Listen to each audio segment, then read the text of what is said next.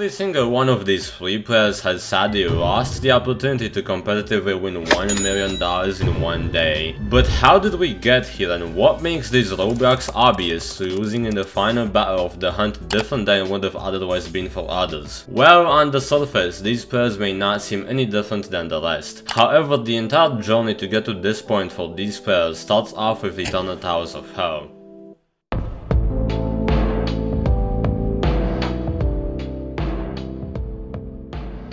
Eternal Towers of Hell is an extremely skill-based Roblox obby game that quite literally challenges your entire endurance as a human throughout the entirety of this game. And even though it's not that difficult at first, there is over 1,000 hours worth of gameplay within this game, considering it has over 350 towers as of me uploading this. And this is actually the hardest humanly possible game that has been fully 100%ed on Roblox, by less than 300 players throughout this game's 8-year-long history. And only 2 players have ever fully completed the entirety of this game, including the Pit of Misery subrealm that doesn't give you any badges. And for some context, the Pit of Misery is a subrealm in Eternal Towers of Hell that was previously considered to be humanly impossible to 100%. And what puts all of these 3 players aside from the rest is that each one of these obbyists has beaten one of the top 10 hardest main game towers inside of Eternal Towers of Hell, with the Death Eagle beating the Tower of Uncanny Agony, which is the 8th hardest tower in the game, along with completing the entirety of the game up until that point, which has been a 6-year-long journey for him, along with Roby 100 beating the Tower of Champions Road, which is the literal 4th hardest tower within EToH, after his own 5-year-long journey leading up until that point, and 3J completing the hardest main game tower in the entirety of Eternal Towers of Hell, which is the Tower of Cruel Punishment, one of the hardest badges you can possibly get on Roblox right now, proving himself as one of Roblox's most skilled obbyists out there. So with that said, it's safe to say that each one of these 3 obbyists are at the very top of Roblox's most skillful players to have ever competed in an official Roblox event. But it doesn't end there, because while somebody such as the Death Eagle mainly focuses on improving his skills within the obby niche,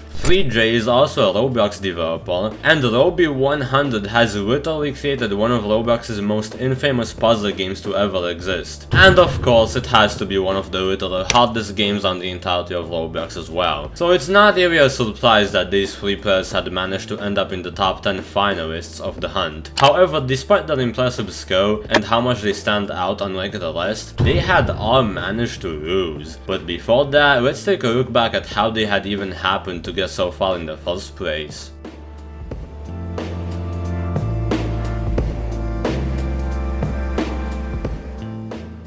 For the majority of the Hunt Mega Edition event, it was mostly relaxing and only a matter of taking notes of each puzzle in order to improvise for the ending of the event. And most players had actually eventually caught up until the final race to become a finalist. Funnily enough, the Death Eagle wasn't even going to participate in the event at first, but he had become interested later on into the event soon afterwards, as this seemed like it was going to be an actual good Roblox event for the first time in like 7 years. So whilst it's not the biggest surprise that these 3 players had become finalists, it's worth mentioning that getting into the finale is no easy task when you're competing against thousands of other players on the final part of the event that could have at any moment gotten lucky enough to catch up or to get even further than your entire team has by solving each puzzle before you. However, they had luckily gotten a massive advantage by being the first players to solve the Pet Simulator 99 puzzle for the Mega Token, and it all eventually came down to the final expert difficulty puzzle. So just imagine yourself competing against hundreds of players that could have reached this point at any moment, knowing full well that placing one single part wrong for a few more attempts could ruin your entire chances at becoming a finalist. But somehow, not only had the Death Eagle become the first player to solve the entire puzzle, but Roby 100 had managed to get 8th place, and 3J had managed to put the last finalist spot, getting in 10th place. So just imagine the relief on 3J at that moment once he had realized that he had done it. But besides that, there was another extremely skilled obbyist and puzzle solver that had done the final puzzle, placing in the 3rd place, who would sadly go on to be disqualified from the top 10, and this is none other than Theodoric. Now, you've probably heard of the reason behind his disqualification, but what if I said that was never true and you were completely misinformed? Yeah, that's right, Theodoric was never disqualified because of having a password guest account, or a purchased account as you might have heard, and neither was VecPixYT disqualified due to minor moderations towards his account. Nobody except Roblox really has the proper information as to what VecPixYT had said to get moderated on Roblox, but it sure wasn't something positive. And despite Theodoric also being an extremely skillful Roblox obbyist and puzzle solver, they literally created Find the Charmix, which is like the 2nd hardest game that you can currently 100% complete on the entirety of Roblox right now, Theodoric was sadly disqualified due to this unknown reason, which was already a massive loss to begin with for the Roblox communities that had rooted for Theodoric to win. However, there were still 3 players left that could ultimately end up as the first Roblox obbyists to achieve something beyond anyone's expectations.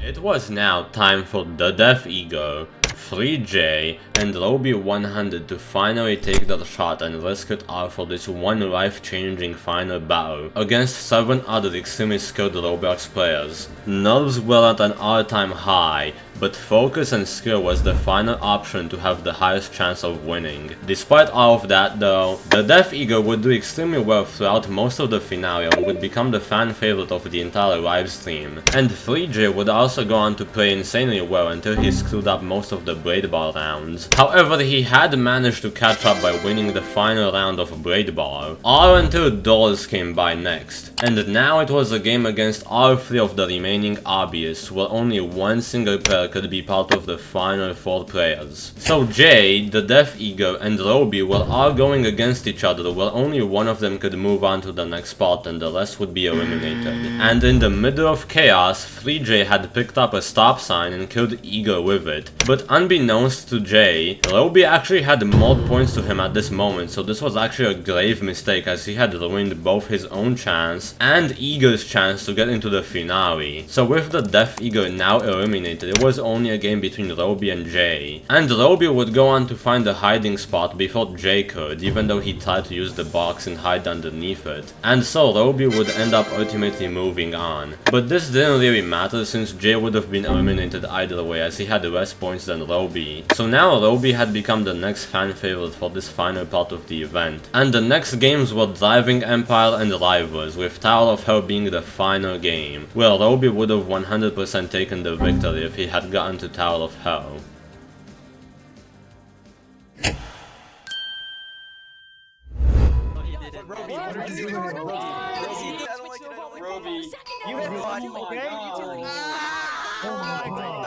Nah, Robbie knows. Unfortunately, that means with lower health. He wins, man. Like, it's like the worst lineup ever. It's the biggest sell ever, man. Just...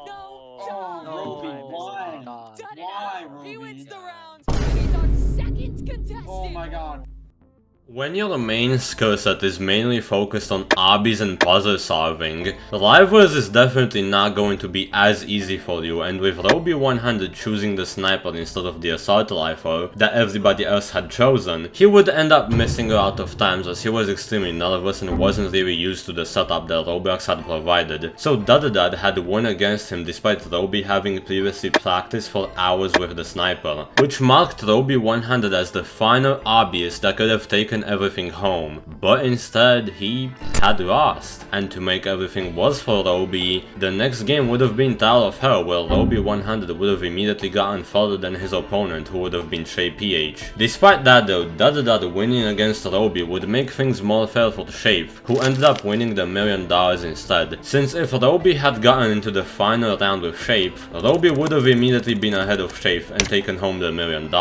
And with Robbie100 losing whilst being the the fan favorite competitor, especially within the Roblox obbying community, people would immediately go on to make memes about him choosing the sniper, and many people within the Roblox obby community had been extremely disappointed that none of Roblox's most skilled obbyists had taken the victory. However, what really matters at the end of the day is that for the first time in Roblox's history of events, it wasn't just another competition between players who weren't extremely skilled up to this extent, but rather a game between some of Roblox's best obbyists and puzzle solvers on the entire platform, who each fully deserve to have become finalists and to have made Roblox history. And whilst these obbyists had failed the Roblox obbying community as a whole, it's nothing to be ashamed of when you have gotten that far and have done so much so that you ended up live on the Roblox channel for the biggest Roblox event up to date when it comes to the cash prize, even if that meant losing $1 million.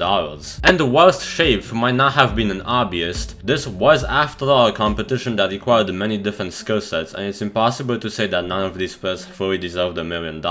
With that said though, it's worth mentioning that each of the top 10 players had also been given 1000 USD, as the winner had agreed to split 10,000 between each one of them, and they also went home with the setups that Roblox had provided them within the competition, with the exception of the laptops that the monitors were attached to. Funnily enough, the monitors themselves were each worth like $1,000, so that marks the end of an event where nobody in the finale had left disappointed. And each one of these players could easily tell you that the entire journey was priceless. But you know, you should really subscribe and like this video since you've gotten this far. Thanks for watching, mate.